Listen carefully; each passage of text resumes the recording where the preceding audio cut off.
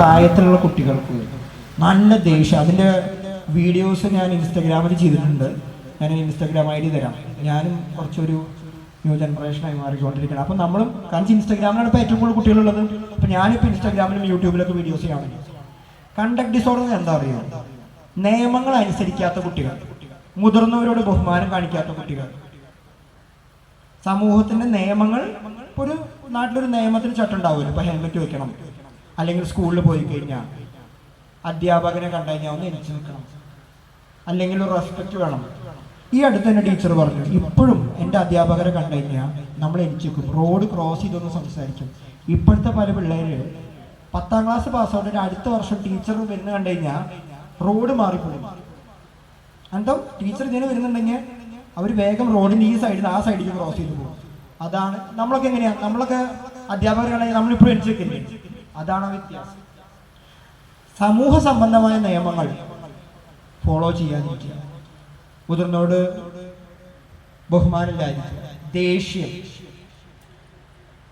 ഒരു destructive tendency, സാധനങ്ങളെ നശിപ്പിക്കുക, ഇതിനാണ് നമ്മൾ കണ്ടക്ട് ഡിസോർഡർ എന്ന് പറയുന്നത്.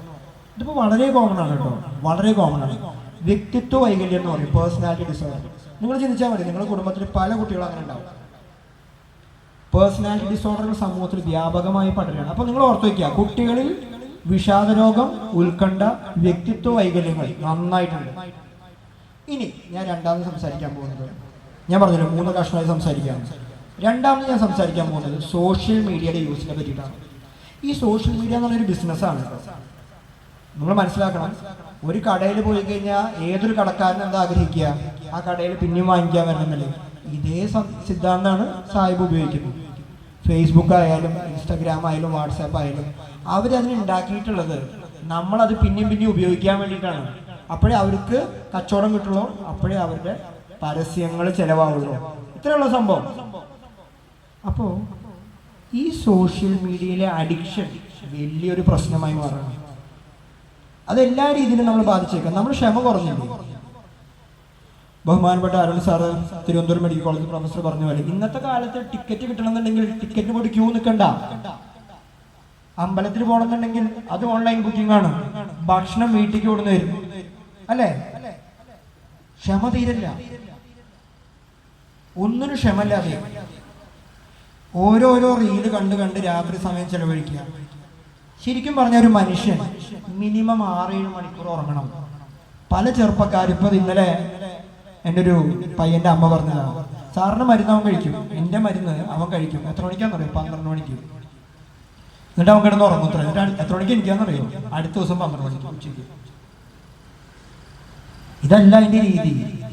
ഐഡിയലി ശരിക്കും പറഞ്ഞൊരു മനുഷ്യൻ മിനിമം ഒരു 10-11 നമുക്ക് ഇടുന്നത് ഒരു സുബൈക്ക് ആ സമയത്ത്. അതിനാണ് അങ്ങനെ മതഗ്രന്ഥങ്ങൾ അത് ഉണ്ടാക്കി വെച്ചിട്ടുള്ളത്. ഏത് മതമെടുത്താലും, അത് ഹിന്ദുയിസം ആയാലും ക്രിസ്ത്യാനിറ്റി ആയാലും ഇസ്ലാം ആയാലും എല്ലാവരും പറയുന്നത് സുബൈക്ക് എണീക്കണം, കാലത്ത് എണീക്കണം എന്നാണ്. കാരണമുണ്ട്, അതാണ് ഒരു മനുഷ്യൻ്റെ ഒരു ദിനചര്യ. അത് ചെയ്യുന്നില്ല. സോഷ്യൽ മീഡിയ നമ്മളുടെ ഉള്ളിൽ അഡിക്ഷൻ ഉണ്ടാക്കുന്നു, ഡിപ്രഷൻ ഉണ്ടാക്കുന്നു, വിഷാദരോഗം ഉണ്ടാക്കുന്നു, ഉത്കണ്ഠ ഉണ്ടാക്കുന്നു. സോഷ്യൽ മീഡിയയുടെ ഏറ്റവും വലിയൊരു പാർശ്വഫലം എന്ന് പറഞ്ഞാൽ ആൾക്കാരുടെ ശ്രദ്ധയുടെ സമയം കുറഞ്ഞു എന്നുള്ളതാണ്. ആൾക്കാർക്ക് കുറച്ച് സമയം മതി, കൂടുതൽ സമയം സംസാരിക്കാൻ സമയമില്ല. കുടുംബ ബന്ധങ്ങൾക്കും സൗഹൃദങ്ങൾക്കും ജോലി സ്ഥലത്തും സമയം വേണ്ടേ? ഇരുന്ന് കേൾക്കണ്ടേ? പ്രശ്നങ്ങൾ പരിഹരിക്കണ്ടേ? ശ്രദ്ധ ഇല്ലെങ്കിൽ എങ്ങനെ പ്രശ്നങ്ങൾ പരിഹരിക്കും? അതാണ് ഇതിൻ്റെ ഏറ്റവും വലിയ പോയിന്റ്.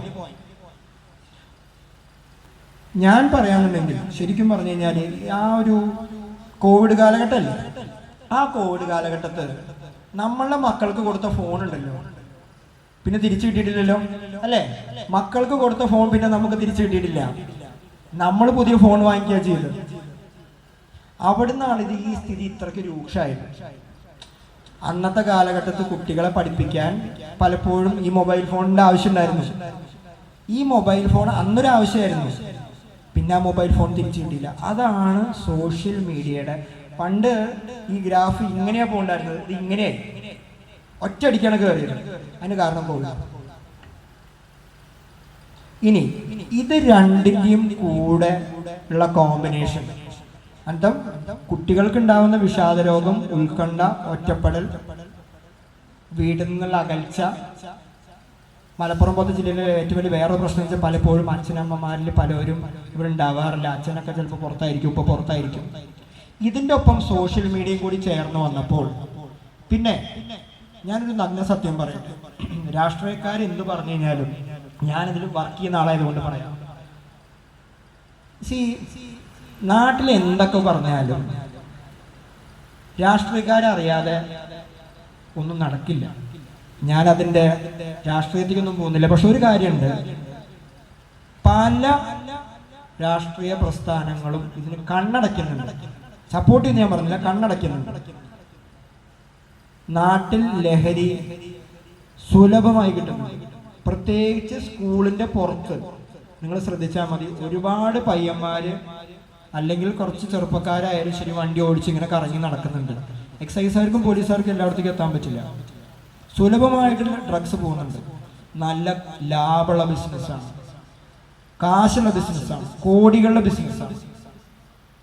നമ്മളുടെ പിള്ളേരെ അവർ ഒന്നൊന്നായി അറിയാലോ. ഒരു സിംഹം വേട്ടയാടുമ്പോൾ ഒരു കൂട്ടം മാനോ എന്തെങ്കിലും ഉണ്ടെങ്കിൽ ഒരു സിംഹം എപ്പോഴും നോക്കുക അതിൽ ഒരു ചെറിയ ഞൊണ്ടുന്ന മാനയായിരിക്കും, മനസ്സിലായില്ലേ?